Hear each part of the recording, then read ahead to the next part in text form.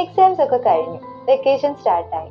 ഇനി പലരും ചിന്തിക്കുക എന്താണെന്ന് വെച്ചിട്ടുണ്ടെങ്കിൽ ബ്രേസസ് ഒക്കെ ഇട്ട്, അതായത് കമ്പിയൊക്കെ ഇട്ട് നമ്മളെ പല്ലിന്റെ നിരയൊക്കെ ശരിയാക്കി സുന്ദരികളാവാൻ വേണ്ടിയിട്ട്.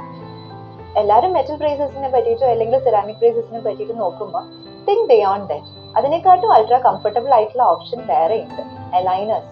അതായത് FDA അപ്രൂവ്ഡ് ആയിട്ടുള്ള ക്ലിയർ ആയിട്ടുള്ള ട്രേകളാണ് അലൈനേഴ്സ് എന്ന് പറഞ്ഞു കഴിഞ്ഞാൽ.